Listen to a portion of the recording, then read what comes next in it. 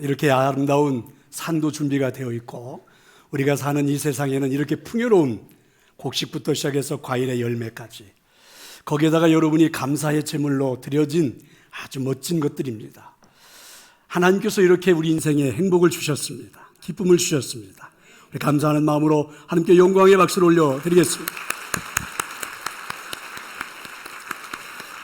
그리고 오늘 우리가 드려진 제물 가운데 가장 하이라이트는요, 사실은 앞에 드려있는 곡물이나 이 아름다운 것도 풍요롭겠지만 느끼셨을지 모르겠습니다. 하나님 앞에 올해 추수감사주일에 드려지는 값진 열매, 감사 열매는요, 사람입니다. 그래서 우리가 앞에 이 강단에 가득 채웠지요. 아이들부터 시작해서 이제 노년에 이른 우리 신은식 장로님 부부까지. 그래서 정말 하나님께 올려드리는 값진 감사의 제물은 바로 사람입니다. 구원받은 우리의 백성들이죠. 그래서 오늘 그렇게 많은 분들이 강단을 채우고 함께 하나님 앞에 영광을 올려드린 겁니다. 하나님 앞에 올려드리는 아주 값진 예물들입니다. 우리 박수로 한번 해주십시오.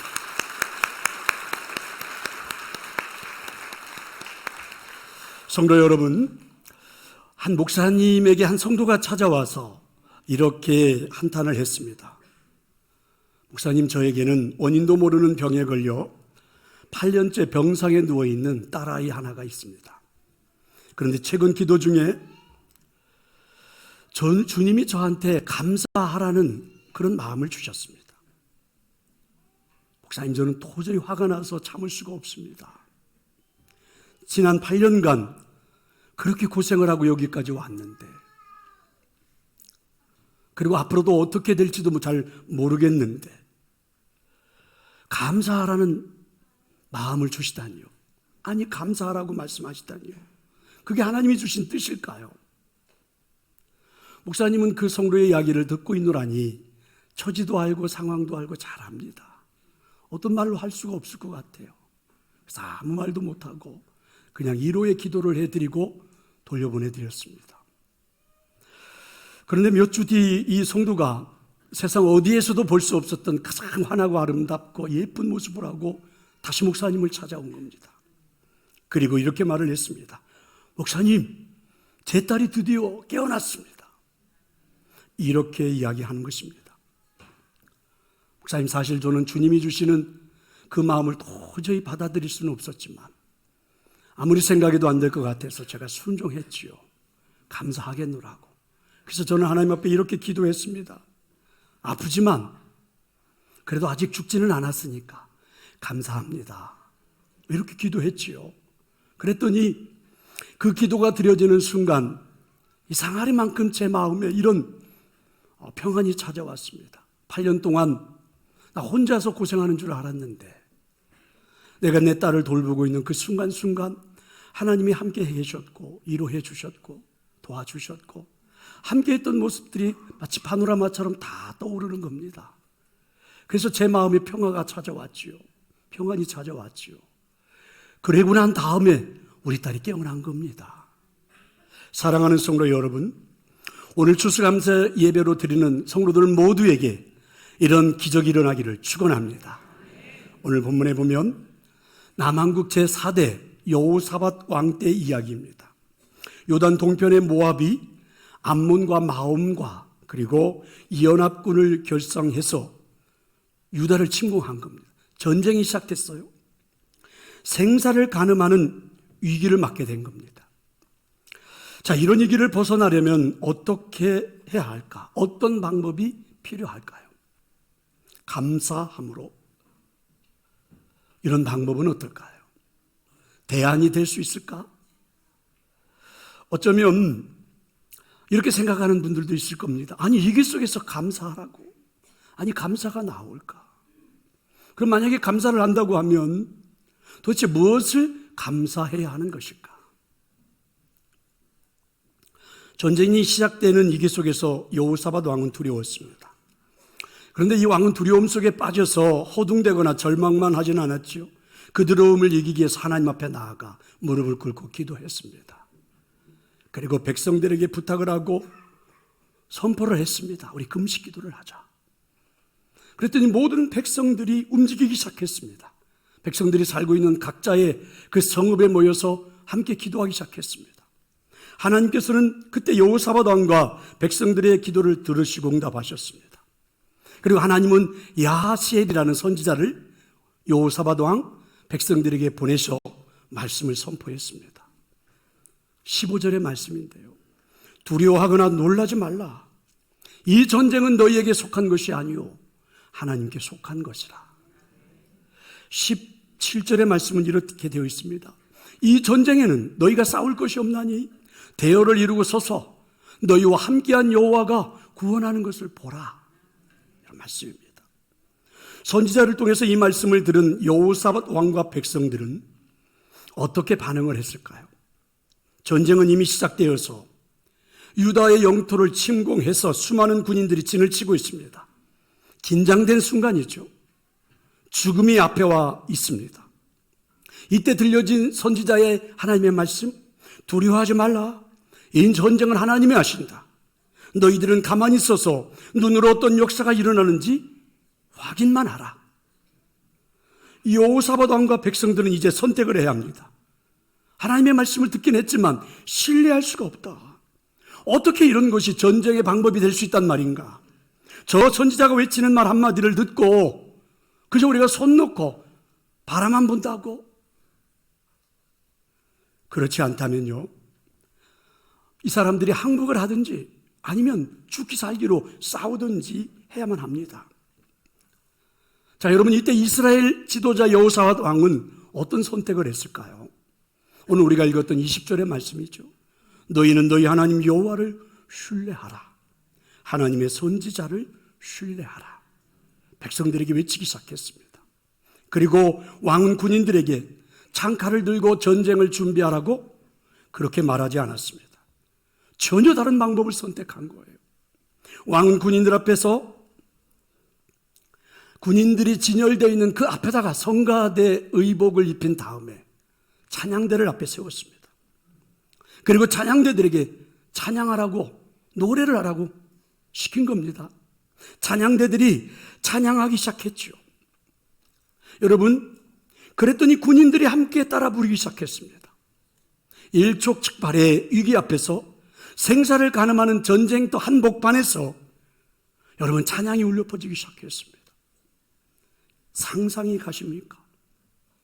전쟁터에서 죽음이 앞에 있는 상황 속에서 노래라니, 여러분 상상이 가십니까? 마치 전쟁터가 콘서트장을 방불할 만큼 여러분, 그 전쟁터는 삽시간에 놀라운 일이 이루어진 것입니다. 자, 여러분, 이때 부른 찬양입니다. 앞에 찬양가들이 부르고 군인들이 함께 불렀던 찬양, 여호와께 감사하세, 그 사랑 영원하리라. 한번 해볼까요?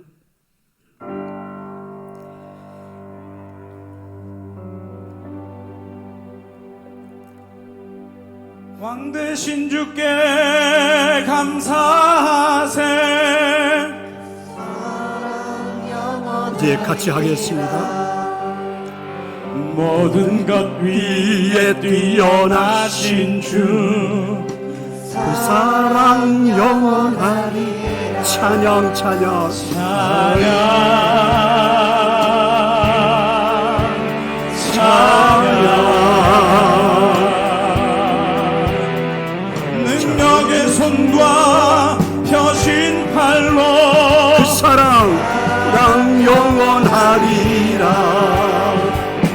거듭난 영혼들을 위하여 사랑 영원하리라. 찬양 찬양 찬양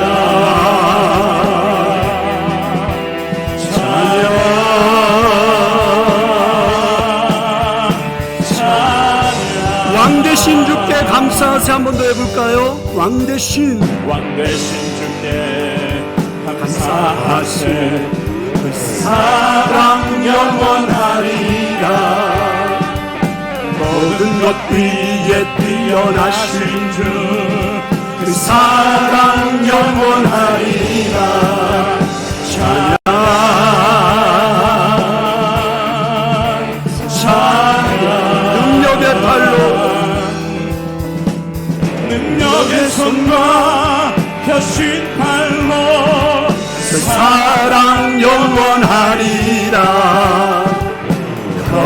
찬양한 영혼들을 위하여 그 사랑 영원하리라. 찬양 찬양 찬양 찬양. 할렐루야. 이 찬양이 울려 퍼지는 순간 하나님은 역사하기 시작했습니다. 적진에 복병을 숨겨두었고, 그리고 연합군들이 자중질환을 일으켰죠. 세 나라의 군대가 합쳐서 연합군을 이루었기 때문에 서로가 서로를 잘 알아볼 수가 없었습니다. 그래서 이들은 결코 자기들끼리 죽이는 끔찍한 일들이 벌어지면서, 그리고 삽시간에 하나님의 역사가 기적으로 바뀌는 것을 볼 수 있었습니다. 이렇게 해서 이스라엘 백성들은요, 대승을 거둘 수가 있었던 것입니다. 아무리 생각해 보아도 미친 짓입니다. 이성으로는 이해할 수 없는 것이 벌어진 것이죠. 설명이 불가능한 그런 일입니다. 누구도 생각할 수 없는 위기를 여러분 감사함으로 해결하는 놀라운 기적을 직접 눈으로 확인하고 본 거죠. 성도 여러분, 위기 속에서 지도자 여호사밧 왕과 백성들은 어떻게 여러분 이런 행동을 할 수 있단 말인가? 상대 진영은 어마어마한 100만의 대군을 이끌고 와 있고, 그리고 창칼을 들고 지금 이 나라가 순식간에 무너질 수 있는 상황 앞에서 하나님이 주시는 말씀 한마디 딱 듣고, 그리고 선지자가 외치는, 목사가 외치는 말씀 한마디 딱 듣고, 그리고 우리 찬양하자, 우리 여호와께 감사하자, 그리고 하나님의 그 사랑, 그 인자하심을 우리가 한번 기대해보자, 이러면서 전쟁을 한다는 게 있을 수 있는 일일까? 이게 우리가 가능한 것일까? 만약에 여러분, 저나 여러분이 그 자리에 여호사밧 왕으로 서 있었다면, 만약에 여러분이 그 자리에 지도자로 서 있었다면 여러분 그런 선택을 할 수 있을까요? 그리고 만약에 여러분이 그 현장에 군인으로 출정해 있었다면 기꺼이 왕이 외치는 소리를 듣고 여러분 창칼을 내려놓고 박수를 치며 하나님 앞에 찬양으로 영광을 돌릴 수 있을까? 아무리 생각해 봐도 정말 놀라운 일이지요. 그런데 여기서 저는 더 궁금한 것이요, 생사를 가늠하는 현장에서 진정 이들이 감사함으로 찬양했던 내용이 무엇일까? 도대체 뭘 찬양한 걸까? 뭘 감사한 걸까? 오늘 성경은 이렇게 말씀하지요. 하나님의 인자하심을 믿고 감사했습니다. 오늘 본문에 나오는 왕과 이스라엘 백성들의 감사는 조금은 특별합니다. 여러분, 일반적으로 감사는요, 우리가 받은 바 은혜에 대해서 감사하는 거잖아요. 살아온 인생을 뒤돌아보고 경험해왔던 것을 놓고 감사거리를 찾아서 하는 게 감사지요. 이게 대부분 우리는 감사라고 생각합니다. 그런데 이런 우리의 생각을 바꾸어 놓았습니다. 아, 그렇습니다. 감사는 열매만 가지고 하는 것이 아니었죠. 감사는 때론 열매가 없어도 하나님을 신뢰하고 우리들이 앞으로 얻게 될 열매를 상상하고 할 수도 있습니다. 지금 세 나라의 연합군이 쳐들어왔죠. 이미 남한국 영토인 엔게디까지 들어왔고 이제 삽시간에 예루살렘까지 밀고 들어올 태세입니다. 절박한 이 상황. 그런데 하나님이 여호사밧 왕과 이스라엘 백성들의 기도를 들으시고 선지자를 통해서 말씀해 주신 거죠. 이 전쟁에는 너희가 싸울 것이 없다. 그저 대열을 이루고 서서 너희와 함께하는 여호와가 구원하는 것을 한번 보라. 이스라엘 백성들은 이 말씀을 희망으로 삼았습니다. 그리고 그 희망의 말씀에다 자신들의 믿음을 더했지요. 희망으로 삼고 믿음으로 더한 것들을 이제 입으로 표현하기 시작했고 행동으로 움직이기 시작했죠.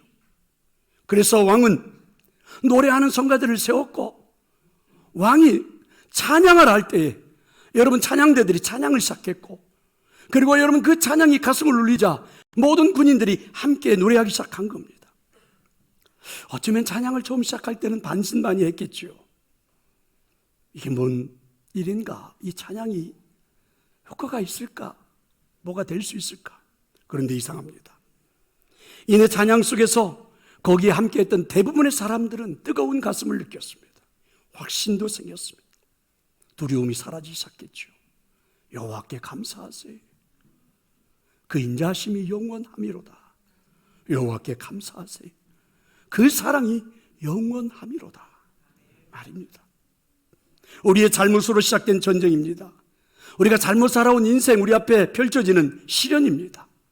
그렇지만 하나님 앞에 기도했고 그 기도를 응답하신 하나님이 말씀해 주실 때 그 말씀을 듣지 않았습니까? 이 전쟁에는 너희가 싸울 것이 없다. 너희와 함께 하시는 여호와가 구원해 줄 것이다. 이 하나님의 말씀을 신뢰했습니다. 이 하나님의 말씀을 우리에게 직접적으로 선포해 준 선지자, 목회자의 말도 신뢰하고 감사의 노래를 부르기 시작했습니다. 이 전쟁은 승리할 것이다. 오히려 감사하세. 하나님의 자비는 확실하다. 하나님의 은총은 분명하다. 하나님은 여기 이 전쟁터에서 우리와 함께 하신다. 이렇게 여러분 믿음으로 시작한 감사의 노래가 이내 가슴을 뜨겁게 달구었고, 그리고 이 확신에 찬 노래는 콘서트장을 방불케 했고, 그리고 여러분 전쟁은 이렇게 해서 승리한 것입니다. 성도 여러분, 하나님의 자비는 영원하십니다. 하나님의 자비는 오늘 저와 여러분에게도 임하십니다. 하나님의 자비는 우리가 사는 전쟁터와 같은 곳에도 열매를 보게 하십니다. 그 하나님을 신뢰하고 노래하고 싶지 않으십니까? 하나님의 자비를 믿고 노래하는 곳에는 놀라운 역사들이 일어날 것입니다. 여러분 1870년 프랑스와 독일이 치열한 전투를 벌이고 있었죠. 전투하는 시기가 12월이었고 가장 치열했던 전투가 벌어지는 날이 성탄절 이브날이었습니다. 저녁에 이제 밤이 되자 저녁에 대부분 자신들의 진영으로 돌아가 내일의 전투를 준비하고 있었죠. 바로 성탄절 이브날 밤입니다. 병사들이 밖으로 나와서 하늘에 떠 있는 별, 달들을 보면서 어린 시절 자신들이 경험했던 그 성탄절의 그 기쁨, 노래했던 그 캐롤, 이런 것들을 떠올리기 시작했습니다. 프랑스군 참호에서 한 병사가 일어나더니 아름다운 테너의 목소리로 찬양하기 시작했습니다. 고요한 밤, 거룩한 밤, 어둠에 묻힌 밤, 찬양이 울려 퍼졌습니다. 그랬더니 적진의 참호에서도, 독일군 진영에서도 한 병사가 일어났는데, 이 병사는 바리톤의 음색으로 고요한 밤, 거룩한 밤, 어둠에 묻힌 밤 찬양하기 시작했습니다. 이렇게 여러분 양쪽에서 찬양이 시작되자 누가 시킨 것도 아닌데 대부분의 그 군인들이 자리에서 다 일어나 밖으로 나와 함께 성탄절에 캐롤을 부르며, 그리고 이들이 찬양하기 시작하면서 총칼들을 내려놓았습니다. 군병들은 전쟁터에서 자신들이 부르면서 그 부르는 찬양에 눈물을 흘렸고 가슴들이 뜨거워졌습니다. 어떤 일이 일어났는지 아십니까? 여러분 그 다음날 이 찬양으로 인하여 전쟁은 휴전이 선포되었고, 이내 여러분 프랑스와 독일은 평화로운 삶을 시작한 겁니다. 찬양 하나로, 감사의 노래 하나로 전쟁이 끝인 겁니다. 저는 이 이야기를 보면서 이런 소망을 품어봅니다. 오 주여, 아직도 긴장과 대치로 맞서고 있는 우리 조국에도 이러한 평화와 감격이 임하게 하소서. 참 그랬으면 좋겠습니다. 성도 여러분, 오늘 말씀도 그렇고 이 이야기도 그렇고 한편의 영화를 보는 것 같지 않나요? 서양 속담에 보면 이런 말씀이 있지요. 행복은 언제나 감사의 문으로 들어와서 불평의 문으로 나간다. 우리가 감사하면 그 감사라는 것이 문이 되어서 행복이 내게 들어온다는 것이죠. 반대로 불평하면 불평이 문이 되어서 내게 있는 행복이 나간다, 이런 말이죠. 다르게 말해보면 감사가 우리 인생의 행복을 불러오는 능력이 될 수 있다는 그런 말이죠. 성도 여러분, 추수의 계절입니다. 열매의 계절입니다. 감사의 계절입니다. 저는 우리의 삶에서 얻어진 열매로 감사의 마음을 담아 하나님께 드리는 것 이상의 그 무엇이 오늘 이 예배에서 체험되어지기를 축원합니다. 하나님께 올려드리는 나의 열매가 초라해서 여러분 조금은 마음이 울적할 수도 있겠죠. 아니 거의 없어서 마음만이라도 드려야 되겠다 하고 오늘 이 예배에 참여할 수도 있었을 겁니다. 그래도 오늘 여러분 우리에게는 감사절 예배가 꼭 필요한데 무엇 때문입니까? 바로 오늘 말씀 때문입니다. 하나님이 우리에게 말씀하십니다. 이 전쟁에는 너희가 싸울 것이 없다. 너희와 함께 하시는 여호와가 구원해 줄 것이다. 우리가 살아가는 인생도 여러분 전쟁터와 같은데, 인생의 전쟁에는 너희가 싸울 것이 없다. 너희와 함께 하시는 여호와가 구원해 줄 것이다. 이 하나님의 말씀을 신뢰하고 노래하는 여러분이 될 수 있기를 원합니다.